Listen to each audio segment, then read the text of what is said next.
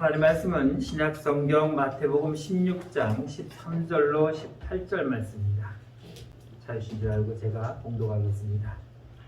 예수께서 필립보 가이사라 지방에 이르러 제자들에게 물어 이르시되 사람들이 인자를 누구라 하느냐? 이르되 더러는 세례 요한, 더러는 엘리야, 어떤 이는 예레미야나 선지자 중에 하나이다. 이르시되 너희는 나를 누구라 하느냐? 시몬 베드로가 대답하여 이르되 주는 그리스도시요 살아계신 하나님의 아들이시니이다. 예수께서 대답하여 이르시되 바요나 시몬아 내가 복이 있도다. 너를 이를 내게 알게 한 이는 혈육이 아니요 하늘에 계신 내 아버지시니라. 또 내가 내게 이르노니 너는 베드로라. 내가 이 반석 위에 내 교회를 세우리니 음부의 권세가 이기지 못하리라. 아멘. 교회의 주인은 주님이십니다. 주님께서 세우셨고 주님께서 다스리고 계십니다. 여기에는 그 어떠한 이유도 우리는 달 수가 없습니다. 너무나 확정적이고 선언적인 말씀이기 때문입니다. 오늘 본문 18절 말씀은 다시 한번 보면은 또 내가 내게 이르노니 너는 베드로라. 내가 이 반석 위에 내 교회를 세우리니 음부의 권세가 이기지 못하리라고 말씀하시면서 내가 내 교회를 세웠다라고 말씀하고 있는 것입니다. 오늘과 다음 주 2주간에 걸쳐서는 주님의 교회라는 제목으로 설교를 할 것입니다. 특히 오늘 이 본문의 말씀을 통해서 우리는 중요한 교회의 기능과 또한 내용들을 우리가 살펴볼 수 있을 것입니다. 우리가 잘 아는 74년 엑스폴로 74 한국의 대복음을 전도했던 빌리그레엄 목사님은 하나님과 함께하는 평강이라는 책을 쓰셨는데 그 책의 내용 중에 일부를 제가 여러분들에게 읽어드리겠습니다. 모든 그리스도인들은 각자의 교회를 선택해야 한다.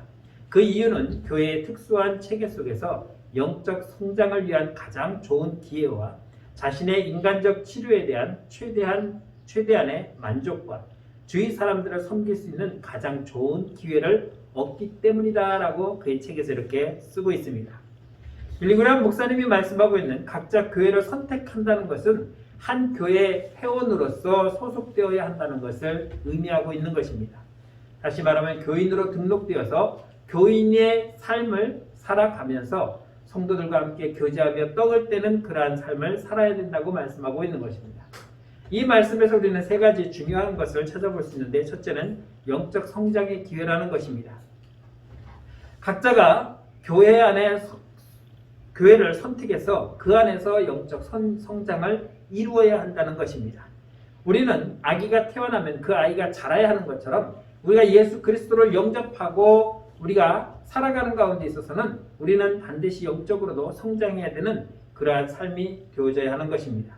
어떤 사람은 교회에 나와서 출석만 하는 사람이 있습니다. 아무것도 귀찮으니까 그냥 나는 예배만 드리고 싹 간다. 우리 교회 같은 경우는 그런 사람이 없을 겁니다. 왜냐하면 있을 수도 없고 딱 한 사람이 오면은 저 사람 새로 왔다. 저 사람 우리 교회는 아니다. 눈에 그냥 팍 띄죠. 그런데 한 번에 수천 명씩 예배드리는 그러한 교회에서는 누가 왔다 가는지도 몰라요. 심지어 담당하는 교구 목사도 모르고 전도사도 모릅니다. 왜냐하면 저도 교구장을 해봤지만 한 교구에 보통 250명에서 300명을 배정을 합니다. 그러면 그 250명에서 300명 되는 제 관할에 있는 교인들이 한 예배에 다 나왔다 가는 것이 아니라 1부부터 4부까지 자기들 멋대로 왔다 갔다 합니다. 그것도 거의 고정적으로 오는 사람들은 그래도 찾기가 쉬운데 오늘은 일이 있다고 4부 드리던 사람이 1부 예배 드리고 가면 4부 때 아무리 눈 뜨고 찾아봐도 없어요. 그럼 이 사람 오늘 안 왔구나 하고 전화 가면 목사님 오늘 저 1부 예배 드렸는데요? 하고 딱 얘기를 해버리니까 이게 감당이 안 되는 거죠. 그런 큰 교회에서는 정말 그 어떠한 간섭도 받기 싫고, 그러니까 여전대회도 남전대회도 가담하기 싫고 또 봉사도 하기 싫고 나는 그냥 주일만 빠지지 않냐고 하나님께 예배를 드리면 된다라고 하는 생각을 가지고 있는 사람, 그런 사람은 그런 곳에 가서 예배드리고 나가기 참 좋습니다. 그런데 이러한 방법의 교인은 영적으로 더 이상 성장할 수가 없다는 것입니다. 제가 교육전도사를 하면서 저희 교육전도사들은 이제 주로 여러 교회들을 옮겨가면서 다양한 목사님들의 목회 계획을 배웁니다. 그래서 제가 결혼하고 바로 이제 10월 말로 사임을 하고 다른 때보다 한 달에서 두 달 정도 일찍 사임을 하고 나름대로 좀 폭넓은 교회를 선택해 보려고 일찍 그 사임을 해서 10월 달하고 11월 달 두 달 동안 다른 교회 가서 예배를 드립니다. 그런데 그 다른 교회 갈 때도 제가 분명히 내가 가면은 나를 새로운 사람으로 알고 붙잡을 것이라는 걸 알기 때문에 일부러 큰 교회를 갑니다. 뭐 사랑의 교회도 가보고 또 주변에 이제 뭐 좀 큰 교회를 갑니다. 그러다가 그 중에서도 이제 또 잡히는 경우가 있었는데 그냥 예배를 드리고 가서 말씀을 듣고 은혜 받고 나옵니다. 그런데 그 모습은 그냥 왔다 가는 것에 불과해요. 제가 정착해서 그들과 함께 나 여기 오늘 새로 왔습니다. 그러니 오늘부터 여러분과 함께 신앙생활 하겠습니다라고 선뜻 나서지도 않고 또 누가 나를 알아보고 잡는 사람도 없었다는 것이죠. 저는 분명히 예배를 드렸고 예배 시간에 은혜도 받고 돌아왔습니다. 그러나 저는 그 소속된 교인들과 함께 믿음을 키워나가는 그 어떠한 행위도 하지 못하고 할 수도 없다는 것입니다. 이 말은 결국 성도는 교회에 등록하고 소속이 되어야 한다는 것입니다. 그래서 함께 기도하며 떡을 떼며 교제하며 나누는 데 가운데서 우리의 믿음이 성장해 나간다는 것을 의미해 주고 있는 것입니다.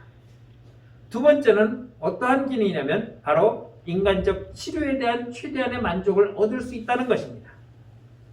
이 인간적 치료라는 말을 빌리 그레이엄 목사님은 위로와 격려라고 말하고 있습니다. 우리는 위로가 필요하고 격려가 필요한 사람들입니다. 우리는 완전한 사람들이 아니기 때문에 내가 쓰러졌을 때 누군가 나를 일으켜 세워주고 내가 슬픔에 잠겼을 때 누가 나를 위로해주고 격려해주는 그러한 것들이 필요하다는 것입니다. 이러한 것들이 서로 작용하지 않으면 교인으로서 아무런 소속감이나 또한 느낌이나 아니면은 함께 믿음을 생활하면서 성장해 갈 수 있는 것들이 부족하다는 것입니다. 손님처럼 그냥 왔다 가는 사람에게 누가 위로해 주기도 뭐하고 또 격려해 줄 그러한 정보도 없고 아무것도 모르기 때문에 오늘 처음 온 사람이 당신 무슨 고민 있습니까? 무슨 어디 아픈 데 있습니까? 말씀하시면 제가 함께 기도해 주겠습니다라고 할 만한 그러한 것이 없기 때문에 교회에 소속되어 함께 예배를 드리고 믿음의 삶을 살아갈 때에 우리는 그 안에서 영적으로 교제하며 위로하며 격려할 수 있다는 것입니다. 그런데 그러한 것들을 느끼지 아니하고 그냥 예배만 드렸다가 가는 사람, 저는 그러한 사람들을 우아한 교인이라고 생각합니다. 아주 우아하게 좋은 옷을 입고 딱 와서 폼제거 예배를 딱 드리고 성경책을 다 시키고 우아하게 걸어나가는, 이 말은 정말 보기 좋은 성도라는 것이 아니라 바꿔 말하면 안 좋은 표현이에요. 제가 또 우아한 성도니까 나도 그럼 우아한 성도가 한번 해봐야지 하고 생각하시면 곤란합니다. 이 우아한 것은 좋은 우아한 것이 아니라 안 좋은 우아한 그런 모습이에요. 이렇게 다녀가는 예배를 통해서는 서로 아무것도 알 수 없고 서로 나눌 수도 없고 서로 교제할 수 있는 그러한 교회로서의 소속감이 전혀 작동하지 않는다는 것입니다. 세 번째로 빌리 그레이엄 목사님은 뭐라고 말씀하시냐면 섬길 수 있는 가장 좋은 기회다라고 말하고 있습니다. 섬길 수 있다는 것. 여러분, 남을 섬긴다는 것이 왜 가장 좋은 것입니까? 남을 섬긴다는 것은 내가 낮아져야 되고 내가 수고해야 되고 내가 손해봐야 되는 건데 누가 나를 섬겨주고 누가 나를 알아주고 받들어주는 것이 좋지, 섬긴다는 것은 세상에서 보면은 정말 안 좋은 것입니다. 쉽게 얘기하면 나보다 격이 낮은 사람, 나보다 못 배운 사람, 나보다 돈이 없는 사람, 나보다 실력이 없는 사람, 그런 사람들이 나를 높여주고 받들어주고 떠받들어줘야 하는 그러한 위치에 있기를 좋아하는 것이 사람들입니다. 그러나 주님은 그렇게 말씀하지 않습니다. 주님은 마태복음 20장 28절에서 말씀하시기를 인자에 온 것은 섬김을 받으려 함이 아니라 도리어 섬기려 하고 자기 목숨을 많은 사람의 대속물로 주려 함이라고 말씀하고 있습니다. 주님은 이 땅에 오신 것에 대해서 분명히 말씀하기를 나는 너희를 섬기러 왔다라고 말씀하고 있습니다.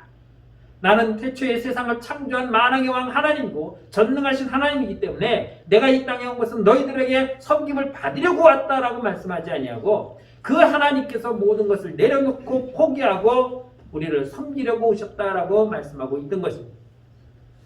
그래서 우리가 가져야 할 가장 큰 덕목도 역시 섬김이라는 것입니다. 주님과 같이 우리도 남을 섬길 수 있는 그러한 믿음의 삶을 살아가야 한다는 것입니다. 이것은 우리가 감당해야 되는 것입니다. 우리가 감당해야 할 것이기 때문에 이것은 당연한 것이라는 것입니다. 여러분들이 예배를 드리는 것은 왜 그렇습니까? 하나님을 섬기기 위해서. 여러분들이 교회 나와서 성도들과 함께 교제하며 서로 위로하며 격려하며 기도해 주는 것은 무엇입니까? 바로 성도를 섬기는 것입니다.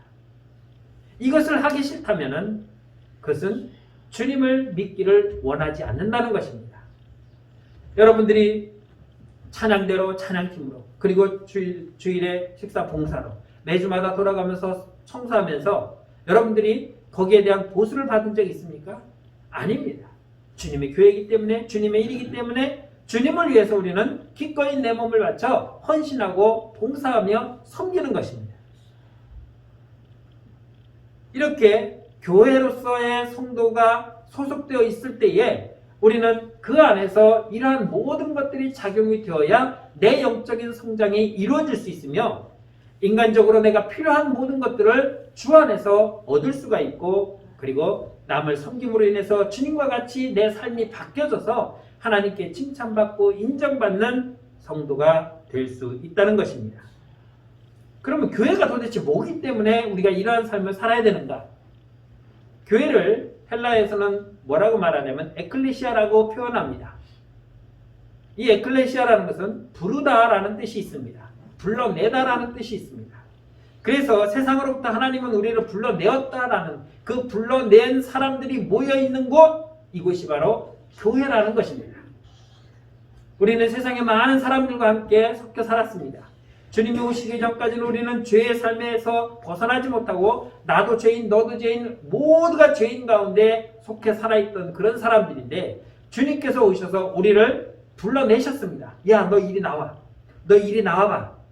그리고 주님 앞으로 우리를 불러주시고 이제부터 너희는 구원받은 자니까 너희들끼리 따로 있어 라고 우리를 모아주신 곳, 그곳이 바로 교회라는 것입니다. 그래서 우리는 세상으로부터 불려냄을 받은 사람들입니다. 베드로 사도는 베드로전서 2장 9절에서 이렇게 말합니다. 그러나 너희는 택하신 족속이요 왕같은 제사장들이요 거룩한 나라요 그의 소유가 된 백성이니 이는 너희를 어두운 데서 불러내어 그의 기이한 빛에 들어가게 하시니에 아름다운 덕을 선포하게 하려 하심이라고 말씀하고 있습니다.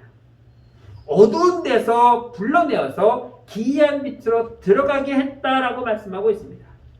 깜깜해서 아무것도 보이지 않던 그 보이지 않는 곳에서 누가 누군지도 모르게 뒤섞여 있던 우리들에게 너 이리 나와 하고 불러내어서는 이제는 우리가 지금까지 보지 못했던 기이한 빛으로 들어가게 하셨다라고 말씀하고 있습니다.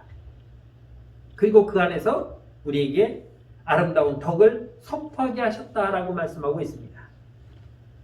우리를 불러내신 주님께서 이제는 그 기이한 빛에 들어가게 하신 다음에 우리에게 그 덕을 선포하게 하신다? 도대체 이 말이 무슨 말입니까? 불러내었으면 우리는 빛 가운데 있는 것이고 빛 가운데 있으면 하나님 안에 있는 것인데 그 안에서 무슨 아름다운 덕을 우리가 또 선포해야 됩니까? 받을 사람이 누가 있습니까? 아무도 없습니다. 이 말은 무엇이냐면 우리는 이제 그 기이한 빛으로 나와서 그 빛을 본 사람들입니다. 주님의 아름다운 덕을 받은 사람들입니다. 그렇다면 이제는 그 덕을 받은 우리가 아직 어두움에 갇혀있는 이 세상을 향해서 나아가 그들에게 우리가 맛본 이 아름다운 덕을 가서 선포하라는 것입니다. 여러분, 아이들이 학교 가면 선생님을 만납니다. 선생님은 참 특이한 사람입니다. 저도 어렸을 때 보면 야 공부해. 공부해서 남 주냐? 남 주지 말고 네가 다 가지고 네가 좋은 데 써서 부자가 되든 능력 있는 자가 되든 네가 배워서 네가 다 활용해라는 것입니다. 그런데 선생님은 어떻습니까? 배워서 남 주는 사람들이에요. 세상에서 유일하게 배워서 남 주는 사람. 그래서 못 배운 사람은 선생님이 못 돼요. 여러분, 선생님 되기가 얼마나 힘든지 아십니까? 정말 힘들어요. 공무원 되기보다 더 힘든 게 선생님 되는 거예요. 그런데 주님은 우리가 정말 우리로서는 우리 스스로는 그 죄악 가운데서 헤어나올 수 있는 방법이 아무것도 없었어요. 그거는 불가능해요. 0.000000001%도 없고 그냥 가능성은 빵이에요. 제로입니다. 그런 제로 상태에 있는 우리가 주님으로부터 구원을 받았습니다. 구원을 받아서 정말 지금까지 못했던 그 빛 가운데서 하나님의 은혜와 사랑을 듬뿍 받은 우리가 이제는 너희가 본 이것을 다시 세상으로 들어가서 그들에게 선포하라고 말씀하고 있습니다. 보지 못했을 때는 선포할 수가 없었는데 보고 나니까 이제 가서 얘기할 수 있는 겁니다.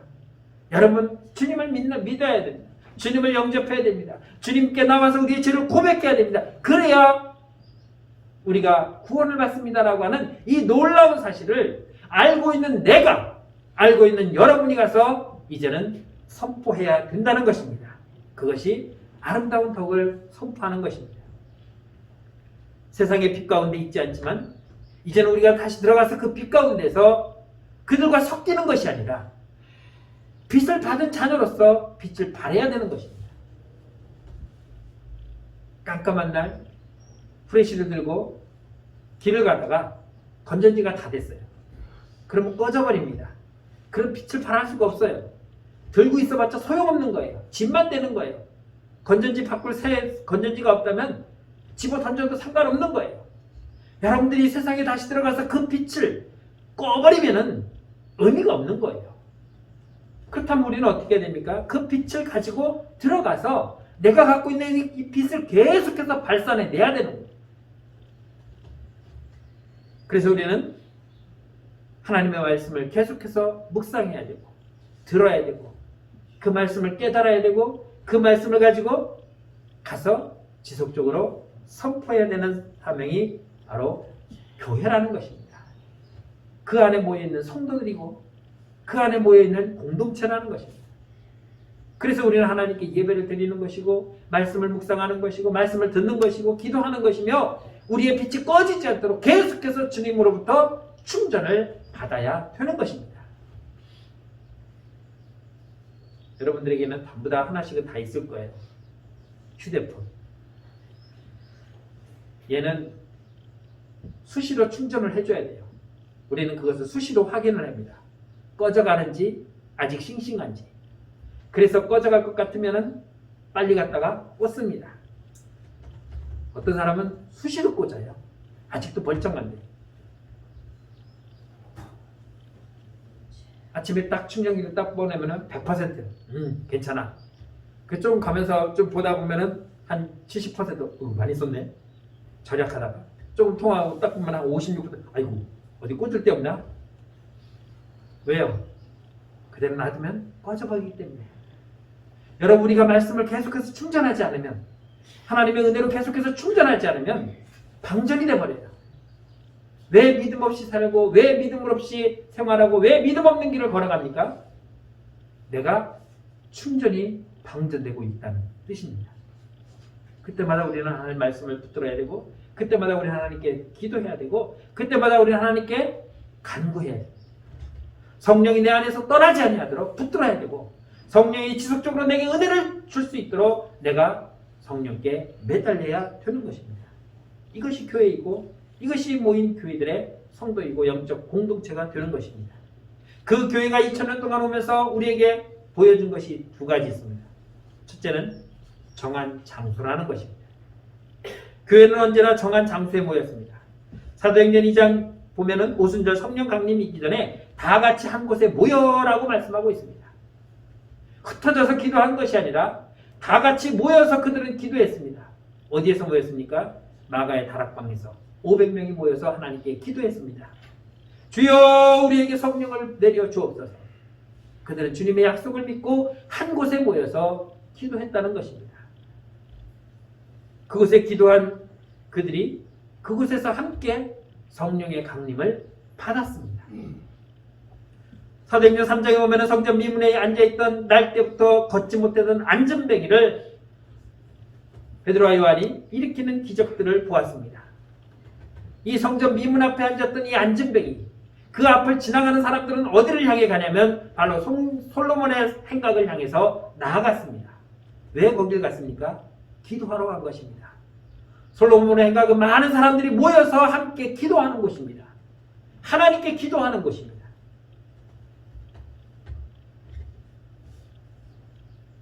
사도행전 보면은 마가의 다락방에 모였고 솔로몬의 행각에 모였다라고 기록하고 있습니다. 적은 무리가 모일 때는 그들이 원하는 곳에서 모였지만 또 많은 사람들이 모일 때는 많은 사람들이 모이는 곳에 모였다는 것을 볼 수 있습니다. 당시 예루살렘 교회는 정한 장소에 모였다는 사실이 우리에게 분명히 말씀하고 있는 것입니다. 아무 데 있어서나 모여서 예배드린 것은 아닙니다. 그들은 함께 모여서 떡을 떼며 교제하며 주의 사랑을 나누었고 주의 말씀을 배우고 기도하는데 힘썼다고 말하고 있습니다. 우리가 자녀들에게 야 열심히 공부 좀 해라. 죽어라고 해야지. 너 그래갖고 대학 가겠니? 너 그래갖고 이러면 뭐가 되려고? 죽어라고 해도 안 될 판인데 하면서 죽어라고 공부하라고 말합니다. 네가 공부만 하겠다면 내가 뭐든지 못하겠느냐? 두 주먹 불 끈지고 파출부라도 가고 밭을 매서라도 너 공부하는데 뒷바라지는 내가 할 테니까 너는 아무 걱정하지 말고 공부만 열심히 하라고 그렇게 말합니다. 자녀들에게는 그렇게 공부하라고 다그치면서 나는 왜 주님께 그렇게 열심히 매달리지 못합니까?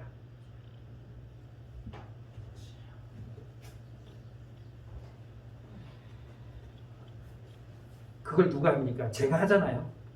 여러분 믿음 생활 잘해야 돼요. 예배 열심히 드리고 기도하고 감사하고 전도하십시오. 이게 주님이 원하시는 겁니다. 라고 그렇게 부르짖고 목이 마르고 터지도록 외쳐도 너는 찢어라 나는 모른다. 그럴 때 쟤는 어떻겠습니까? 속 터지죠. 그 속 터지는 거 여러분도 경험했을 겁니다. 공부를 해놔봐! 공부가 돼야지 뭐. 딴 거 될 거야.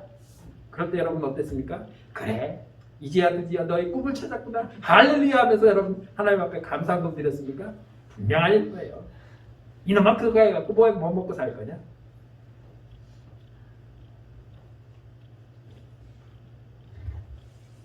에베소 교회에 보면은 그들은 유대인의 회당에 모였다고 말했습니다. 그러나 거기서 쫓겨났을 때 그들은 두란노 교회에 모여서 두란노 서원에서 그들은 하나님께 예배를 드렸고 빌립보 교회는 처음에 바울 사도가 갔을 때 교회가 없어서 강가에서 모였습니다.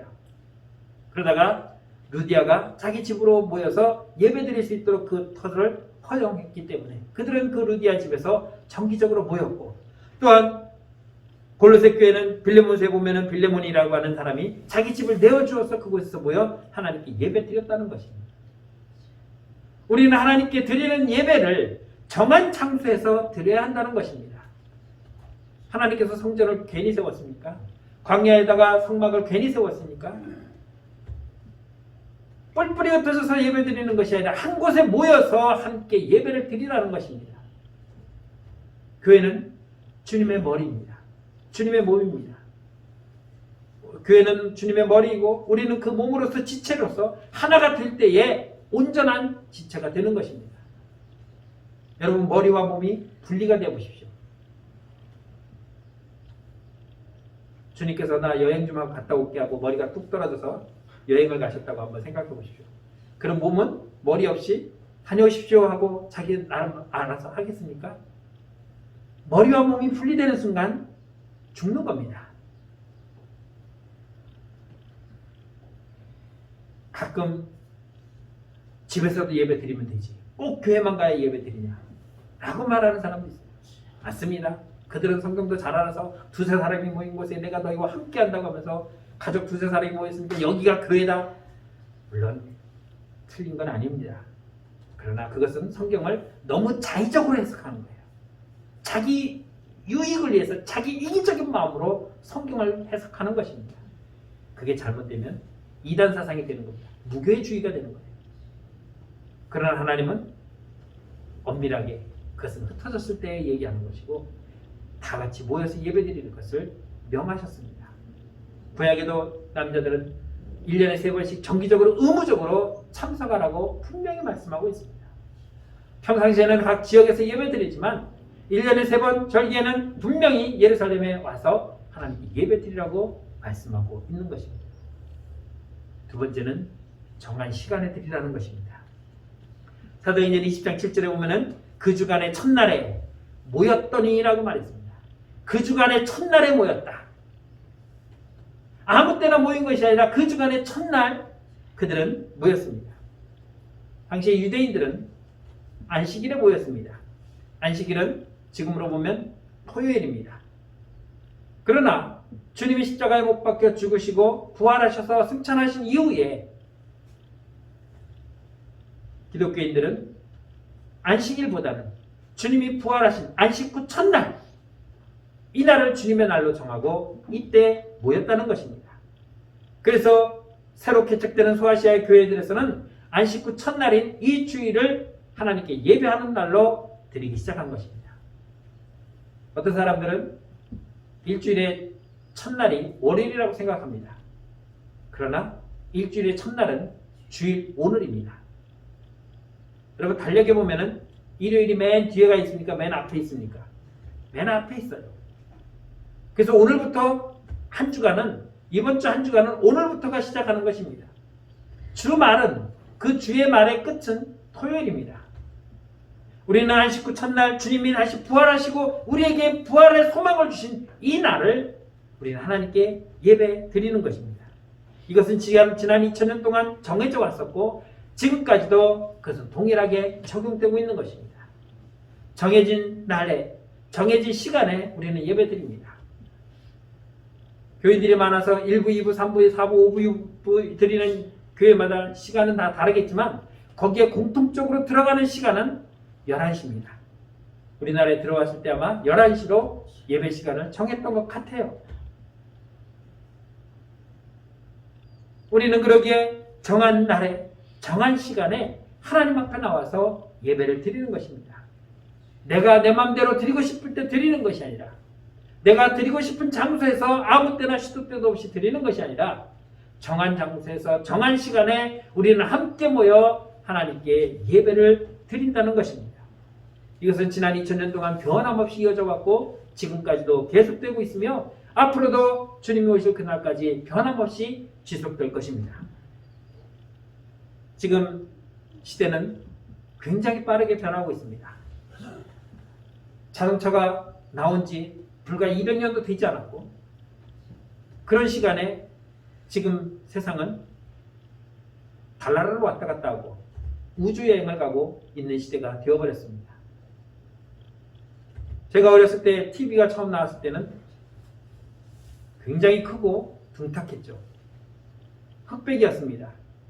그래도 좋았는데 칼라가 나온다니까 칼라로 나오면 얼마나 좋을까. 그래서 칼라 TV가 나오니까 정말 좋았습니다. 색깔이 다 입혀졌고 그 칼라 TV하고 지금 여러분들이 보고 있는 TV하고 한번 비교해 보십시오. 색상이 어떤가. 정말 물감칠하다가 번진 것처럼 비트해갖고 그 당시에는 그게 얼마나 선명하고 얼마나 보기 좋았는데 지금 보니까 야 저걸 어떻게 보고 있었을까라는 생각에. 그런데 여러분 지금 보는 그 TV보다도 더 좋은 TV가 지금 나와 있어요. TV 파는 전자 그 회사 그 매장에 가보십시오. 우리가 보고 있는 4K가 아니라 8K, 그보다 4배 더 밝은 TV가 딱하니 걸려 있는데 정말 선명하고 좋아요. 하루가 다르게 얼마나 많이 변하고 있습니까? 여러분 지금 스마트폰 쓴 시간이 우리는 10년밖에 되지 않았지만 그때 처음 나왔을 때하고 지금 쓰는 것과는 하늘과 땅 차이예요. 물론 가격도 비싸졌지만 완전히 컴퓨터예요. 이거는 지금 안 되는 게 뭐가 있습니까? 은행 업무가 안 됩니까? 뭐 찾아보는 게 안 됩니까? 사진 찍는 게 안 됩니까? 보내는 게 안 됩니까? 받는 게 안 됩니까? 통화는 기본이고 문자는 기본이고 쇼핑도 하고 있습니다. 정말 얼마나 편한 세상에 살고 있습니까? 그러나 이렇게 세상은 급변하게 하고 있지만 그럼에도 불구하고 변하지 않을 것은 주님 앞에 예배드리는 이 장소와 시간은 결코 변할 수 없다는 것입니다. 사단은 이제 이런 것들을 이용해서 그것을 바꾸려고 하고 있습니다.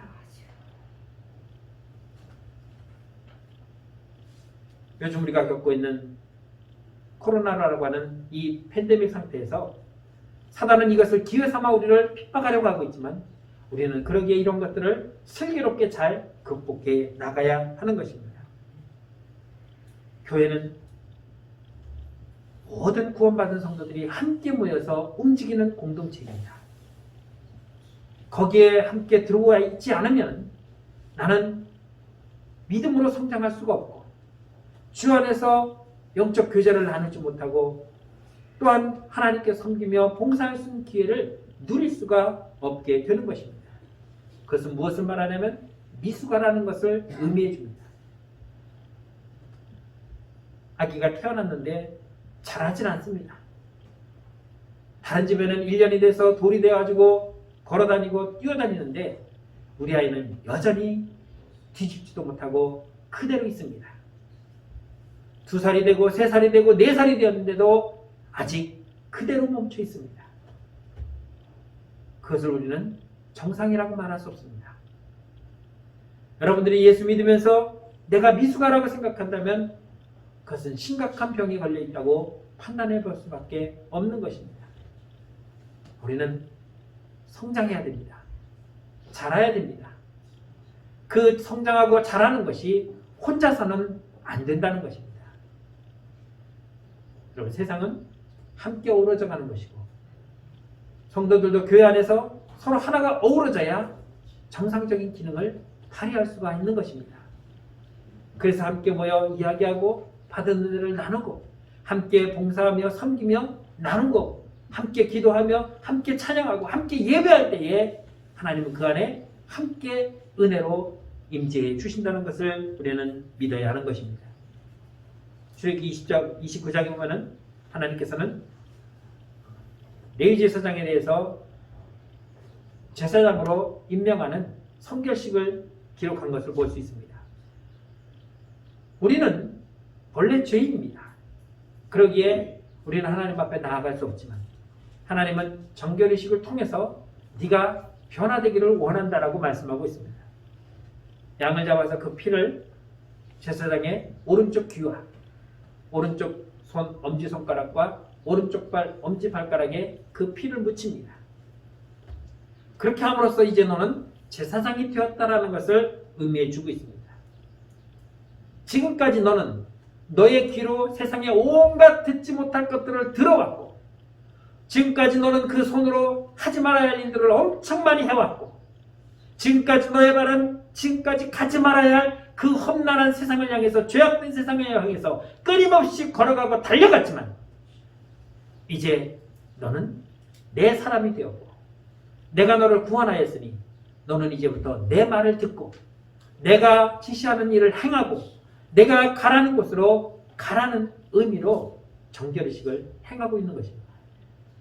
여러분, 우리가 주님을 만나기 전에 구원받기 이전에 우리는 세상에서 온갖 듣지 못할 소리를 다 들어왔습니다.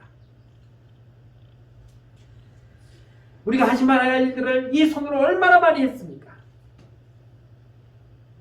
가지 말아야 할 곳을 우리는 정말 기쁜 마음으로 끊임없이 달려갔습니다. 그것이 우리가 구원받지 못한 삶이었습니다. 그러나 지금 우리는 어떻습니까? 하나님께서 우리를 구원하셨습니다. 그리고 우리의 귀와 우리의 손과 우리의 발을 정결하게 해주셨고 이제부터는 너는 내 말을 듣고 내가 하라는 일을 행하며 내가 가라는 곳으로 가라고 말씀하고 있습니다. 이것을 위해서 주님이 하신 것은 무엇입니까? 하늘의 보좌를 버리시고 이 땅에 내려와서 온갖 수모를 겪으시고 채찍을 맞으며 십자가 못 박혀 죽기까지 우리를 구원하셨습니다. 그렇게 나를 위해서 헌신하고 섬겨주신 그 주님이 내가 주님의 말을 듣지 아니하고 주님의 하라는 일을 행하지 아니하고 주님이 가지 말라는 것을 향해서 여전히 달려가고 있다면 주님이 얼마나 안타까워하시겠냐는 것입니다. 바꿔 말하면 비유할 게 딱히 없어요. 여러분들의 자녀가 나쁜 친구를 사귀고 있습니다. 예, 그 친구와 사귀면 안 된다. 그 친구와 어울리지 마라. 그런데 여전히 자식은 뭐라고 말합니까? 걔가 얼마나 좋은 애인데요. 걔가 나를 위해서 얼마나 좋은 일을 해주는데요. 밥도 사주죠. 빵도 사주죠. 치킨도 사주죠. 햄버거도 사주죠. 걔는 나를 위해서 다 해주는데 그 친구 좋은 친구예요. 그리고 감싸면 그리고 여전히 그 나쁜 친구와 어울려서 근데 그 친구는 뭐합니까? 날마다 남의 것을 빼앗아서 약한 자들에게 빼앗아서 얘한테 해주는 거예요. 왜? 너는 이제부터 내 것이라고 구워 삼는 겁니다. 올가미를 메고 있는 겁니다. 그런데 얘는 깨닫지 못하는 거예요. 그것을 아는 부모는 아니다, 걔는 나쁜 아이다라고 아무리 얘기해도 얘가 듣지 않으면은 그래, 그럼 너는 그 친구와 살아라고 내버려 두겠습니까? 그것을 아는 부모의 마음은 어떻겠습니까? 속 터지죠. 미치겠죠. 저러다 쟤도 나쁜 길로 가서 나중에 걔도 감옥 가는 거 아닌가라고 얼마나 걱정하시겠습니까? 주님이 만약에 나를 바라보실 때 그렇게 생각하신다면 어떻겠냐는 겁니다.